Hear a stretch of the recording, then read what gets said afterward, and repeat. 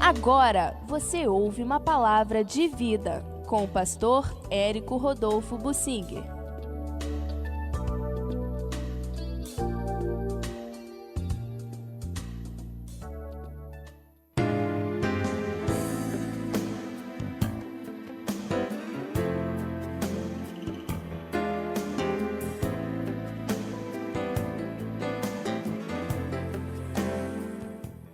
Quero comparar as atitudes de dois reis de Judá, o rei Roboão, filho de Salomão, e o filho dele, o rei Abias.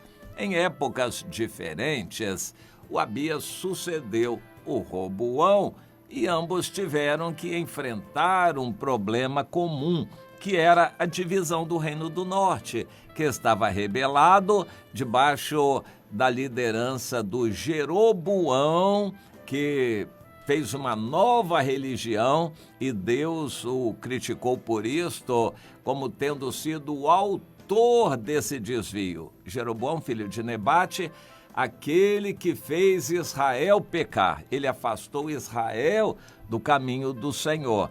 Antes, as pessoas podiam se afastar individualmente, mas a religião era oficial, era a religião dada por Deus através da lei de Moisés, que foi pedida pelo povo. Mas quando Jeroboão criou uma outra religião, ele afastou a possibilidade de as pessoas em Israel que estavam com ele se voltarem para Deus.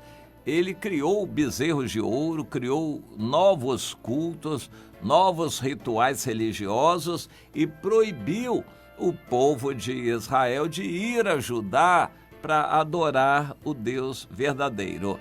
Por causa dessa atitude, ele levou esse epitáfio durante todo o relato bíblico e certamente no inferno ele vai arder para sempre, lembrando do que ele fez. Quem é líder precisa tomar muito cuidado.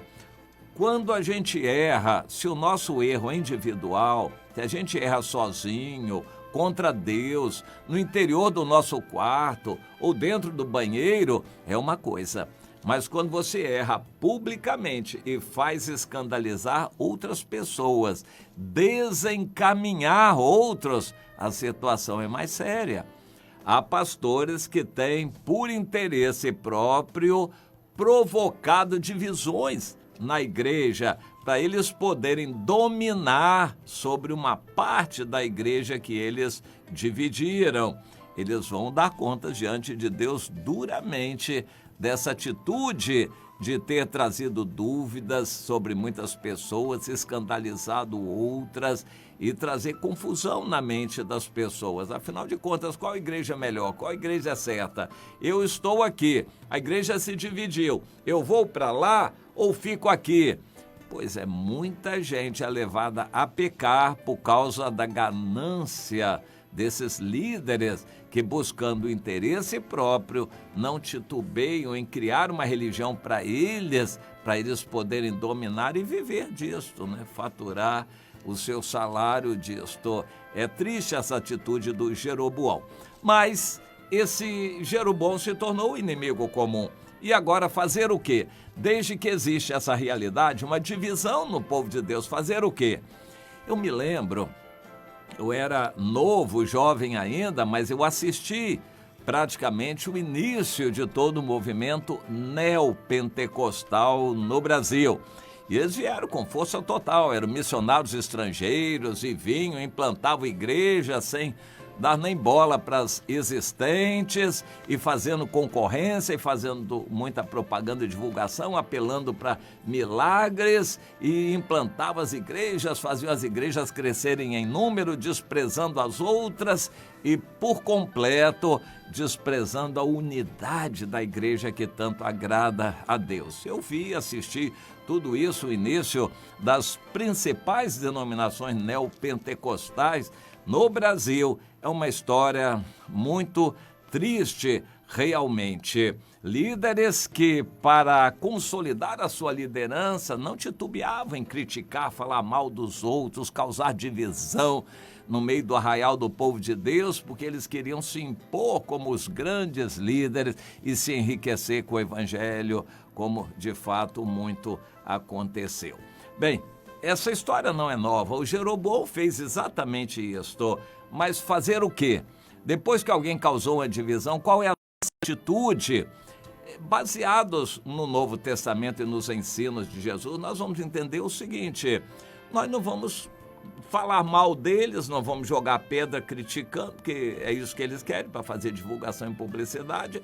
Nós vamos amá-los, pedir em oração misericórdia para com eles e seguir o nosso caminho. No que depender de nós, nós vamos estender a destra da comunhão, mas vamos seguir o nosso caminho sem nos deixarmos levar pelo erro dessa gente. Quando veio lá o bispo Macalhes e depois o discípulo dele, Edir Macedo, que implantaram esse sistema de igreja atrás de dinheiro, isso teve uma influência tremenda nas outras denominações. Inicialmente foram muito criticados, mas depois foram seguidos.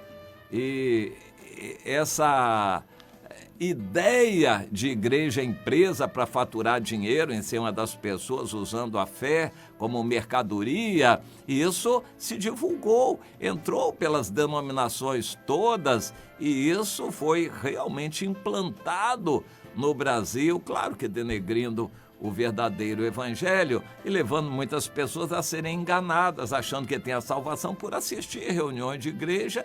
Elas não têm vida com Deus, elas não têm comunhão com o Espírito Santo, não leem a Bíblia, não santificam a vida, não têm uma boa moral, não investem na família, mas eles assistem a reuniões poderosas de igreja e acham que vão ser salvos por fazerem campanhas ou assistirem de vez em quando às reuniões de igreja. Essa ideia, que é terrível, vai levar muitos para o inferno, mas o Senhor diz que os líderes serão responsabilizados. Então, como reagir quando a gente vê coisas terríveis assim acontecendo? Então, eu quero trazer aqui em 2 Crônicas, no capítulo 12, depois no capítulo 13, o que fizeram esses dois reis diante da ameaça comum que era o Jeroboão. O primeiro deles, o Roboão, quando houve a divisão, tentou fazer uma guerra e Deus disse: olha, fica em casa. Deus estava dizendo para ele o seguinte: se você for para essa guerra, você vai inferiorizado, você não tem experiência com liderança de batalha, você nunca fez guerra nenhuma, nem sabe como é uma guerra, você é novo ainda na idade, criado em berço de ouro, né, filho de Salomão, você não tem condições de enfrentar. Então saiba que eu, o Senhor, é que fiz isto. Então fica em casa.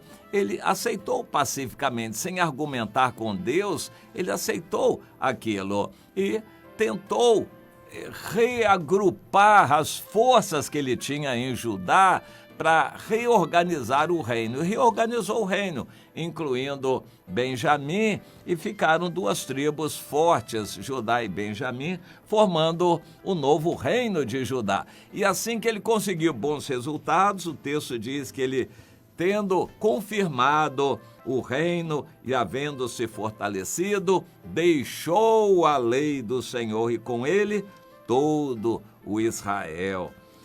Interessante, é muito triste isso. Ele era um Maria vai com as outras, como se diz no ditado popular, e isto é dito pelo seu filho mais tarde. Muito instável, inseguro, imaturo. O Roboão não estava bem preparado para governar. Percebendo isto e tendo sido mordido pela traição de Salomão, o rei Sisaque do Egito invadiu Judá. Ele pensou: Judá está enfraquecido, o Roboão é indeciso, inseguro e imaturo. Nós somos um grande império. Salomão casou com a nossa filha, mas ele traiu a filha e botou para reinar um filho de uma amonita. Então nós não temos o Egito nada mais a ver com Judá e vamos fazer guerra contra eles. E foram lá com a maior facilidade, porque Deus também estava com eles nisto, e o Egito invadiu Judá e tomou tudo, isso no 5º ano do Roboão. Tomou tudo e eles ficaram humilhados. Mas Deus mandou dizer, vocês me desprezaram, então eu entreguei vocês nas mãos do rei do Egito, para vocês verem a diferença entre servirem o Senhor e serem servos do rei do Egito. Vocês vão ver a diferença. De vez em quando Deus permite que um crente se desvie para ver a diferença entre servir a Deus e ser servo de Satanás no mundo, pisado pelo diabo no mundo. Vários crentes que se desviam experimentam isto.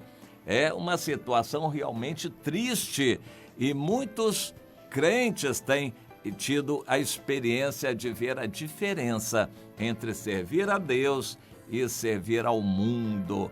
Às vezes eles precisam passar por essa dor para verem a diferença. Mas ainda havia coisas boas em Judá, e quando veio a palavra de Deus, eles reconheceram, realmente o Senhor é justo. E terminaram o mandato de Roboão, o tempo todo em que ele reinou, titubeando. Às vezes se voltavam para Deus, às vezes estavam no pecado, talvez muito mais na carne e no pecado do que com Deus, e humilhados, de vez em quando se voltavam mais para Deus, e assim o Roboão foi até o final do seu reinado e morreu. Quando ele morreu, assumiu o reino o Abias, que reinou só 3 anos, mas foi o suficiente para fazer o que ele tinha que fazer, uma guerra contra o Jeroboão. Guerra esta aberta e declarada que o Roboão nunca quis fazer. O Roboão reagia a uma invasãozinha aqui de um grupo terrorista aqui de Israel, outro ali, mas nunca houve uma guerra aberta. Primeiro porque Deus disse que não era para fazer. E Deus disse que não era para fazer porque o Roboão com o Judá não tinham condições de enfrentar uma guerra. Mas quando veio Abias revoltado, ele disse, isso não está certo, e partiu para a guerra contra o Jeroboão. E invocou o nome de Deus com muita autoridade e convicção, declarou aquela guerra. Foi surpreendido, porque o exército de Israel era muito mais poderoso e ele, com Judá, estava inferiorizado, mas ele não titubeou. Mesmo inferiorizado em número de homens de guerra, ele enfrentou o inimigo clamando por Deus. Deus o socorreu, ele alcançou aquela grande vitória, dizimando o exército de Jeroboão e de Israel. O Abias, fazendo aquela guerra, fez um estrago entre as fileiras do exército de Israel. Bem, eu quero focalizar aqui o seguinte, o Roboão era um vacilão, titubeante, imaturo, instável, inseguro. Você é assim como crente? O Abias, mesmo também não sendo grande coisa, não era maravilhoso, não. Ele não era fiel a Deus, não. Ele era convicto daquilo que ele fazia. Tinha uma segurança muito grande. Eu vejo no meio evangélico muitos líderes e pastores que pregam com uma tal convicção que convencem muita gente. Eles não têm espiritualidade, não têm vida santa, eles não têm conhecimento da Bíblia, mas o que eles têm, eles falam com convicção e autoridade. Eu não vou nunca me esquecer daquele irmão, era novinho na idade, um jovem, pastor José. Era dos primeiros pastores da Universal, era muito amigo do bispo Macedo, e ele achou que por ter se casado sem pedir orientação, que ele seria colocado para fora. Então veio para o nosso meio, queria trabalhar junto conosco. E conversando com ele, eu aprendi muitas coisas do procedimento lá da Universal. Mas uma das características que eu via nele, jovem ainda, pouco conhecimento da Bíblia, mas ele tinha uma convicção, uma garra, uma vontade de fazer a obra de Deus muito grande. Ele chegava a dirigir 7 reuniões num dia só. Ele tinha muita garra, muita vontade de fazer a obra de Deus. E eu não vou me esquecer que ele quis me dar uma lição. E eu engoli a seco, porque eu não entendi na hora. Ele diz, o servo de Deus não tem que ter timidez, ele tem que ter tripidez. Aí eu fiquei pensando, meu Deus, eu vou buscar no dicionário o que é tripidez, que por hora não estou sabendo, mas pela ênfase eu entendi o que ele queria dizer, mas fiquei calado. Depois que eu fui dar o estalo e lembrar, era intrepidez. Mas ele não sabia bem o português, falou intrepidez, mas intrepidez ou tripidez, fosse o que fosse, ele era muito convicto, arrojado e com isso conseguia resultados. Mas ele foi se despedir do Bispo Macedo e não voltou mais, ou seja, ele deve ter se reconciliado e ficou por lá. Mas ele deixou algumas lições muito interessantes para nós e aprendemos com aquilo também. Ele era o próprio Abias, novo na idade, mas cheio de garra e de vontade, cheio de convicção, invocou o nome de Deus. Ele não tinha muito conhecimento de Deus, não tinha vida muito reta nem santa não, mas ele invocou o nome de Deus e partiu para a guerra. Eu lembro de um professor que dizia o seguinte, olha, você como engenheiro, você, quando tiver que chutar, você não souber alguma coisa, você chute com convicção. Não chute vacilante não, porque aí as pessoas não vão acreditar. Chute com convicção. Chute com convicção. No meio evangélico, há muita gente pregando assim, sem ter ouvido a voz de Deus. Eles falam com muito autoritarismo, como se Deus tivesse falado. O meio evangélico está cheio de Abias, gente desse tipo. Momentaneamente, humanamente, consegue resultado. O Abias foi 1000 vezes mais bem sucedido do que seu pai Roboão. Ele conseguiu a grande vitória, se impôs sobre o povo e morreu logo.